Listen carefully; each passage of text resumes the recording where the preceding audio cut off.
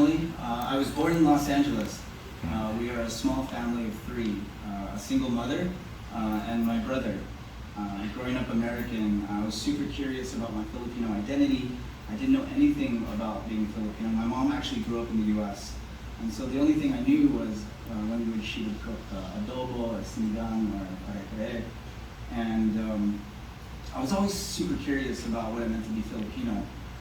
We used to always joke, if you guys are familiar with Harry Potter, when my mom was raising us, we couldn't afford to live in a house, so we actually lived with a family, and me and my brother would live underneath the stairs, so we were like, oh, like Harry Potter. And we had a sleeping bag on the floor, and every day we would roll up our sleeping bag and put it in the garage before I went to school. And from there, I tried my hardest to get into school, and I went to school here at UC Santa Barbara. It's hard to describe what this place is. I went because it was, I guess technically I got into better schools, but I couldn't afford to go there. It was the only school that I could get into where I was able to go for free. You know, the University of California is considered a prestigious university in the US, but a lot of people know the other campuses, UCLA or UC Berkeley, but I went to the one that was known as a party school. It's actually known as one of the top party schools in the country. So it's kind of like the equivalent of saying, like, I got into UP, but I didn't even get into Diliman, I didn't even get into Manila, I didn't even get into Los Baños. I went to the equivalent of the University of California in Boracay. What that was. And that's what we actually did. We would throw parties on the beach. We had a ritual where we would burn couches on the street. And, I was actually the president of my fraternity. And by the time I graduated, I was actually heartbroken. You know, a lot of these stories start with heartbreak. You know, the girl I thought I was going to marry cheated on me with a friend of mine at my frat house while I was out of town that weekend. American Pie. And, yeah. And I wanted to get out of that place. And on my way out, I discovered that we had a study exchange program to study in the Philippines. And I felt that curiosity come back about finding my roots, about learning more about the Philippines. And none of my friends wanted to go with me. They all wanted to go to Barcelona, Tokyo, Korea, but no one wanted to go to the Philippines, so I just went. And for the first time in my life, I felt at home. You know, I don't know if it was because I didn't have a father figure, or if I was heartbroken, or growing up Filipino in the US, but finding my roots gave me a deeper sense of identity. During that life-changing trip, I climbed a mountain called Mount Banahaw. Oh, They Banahaw. call it a spiritual mountain. Laguna. And Quezon. I came across this waterfall, and when I went underneath it, I felt like the motherland was baptizing me and welcoming me and telling me that I am home. And God knows how transformational that moment was for me. And I knew in my heart that I wanted to be here. So big up, if anyone knows UP Los Baños, that's actually where I studied for a few months. And that was a life-changing experience for me in Los Baños. And so the next slide is interesting. So someone actually captured this moment when I was actually in deep reflection when I got back to Metro Manila.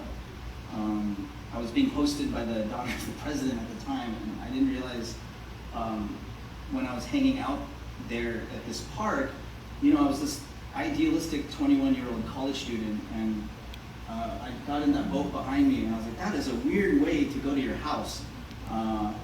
And so I got in that boat, and it was a surreal experience. And in that moment, this photo captured the dream. This was the moment I knew I was going to give my life for the Philippines.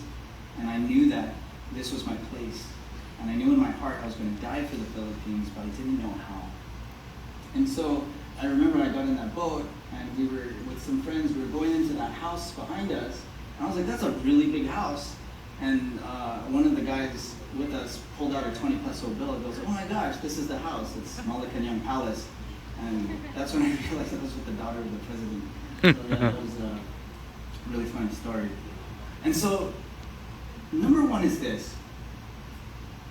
Dream as big as the God you believe in. It all starts with a dream. Noah had a dream, and he built an ark. God gave Nehemiah a dream to build a wall around Jerusalem. And of course, there's Joseph the dreamer. And what's interesting is there are actually 21 recorded dreams in the Bible, and 10 of them happen in Genesis. And so almost half of all the recorded dreams in the Bible happen in the beginning of the Bible. So we actually begin our entrepreneurial journey with a dream. After graduating from college, I could never forget my experience in the Philippines, and I started an NGO called Kamay at Puso, based in Pampanga. And we built a physical therapy center for children who suffered from toxic waste contamination left behind by the US military. In a way, this NGO confronted my identity of what it meant to be Filipino and American, because this NGO was created with the intent of moving me back to the Philippines. But again, with any dream of wanting to go to the Philippines, I was broke, right? I actually didn't have any money.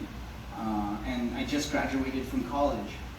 And being super idealistic, but I needed to get a job. So a lot of times when you're thinking about in the crowd, how many of you have a dream, but you just don't have the money to do it? And these are some of the lessons, and I keep on thinking about it, and you just kind of have to do some of those things and just be more patient with yourself about never giving up on those dreams.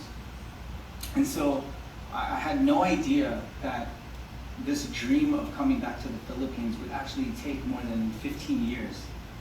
And so if anyone in this room has a dream, I'm encouraging you to have that patience with yourself, because not everything happens within a few years. That's why I'm really concerned about the hype that people are saying about our company and what we've accomplished in the last 4 years, because it's surface level stuff. There's more than just that. And that brings us to our next phase in the journey. Delays and difficulties will shape you into the dream you are destined.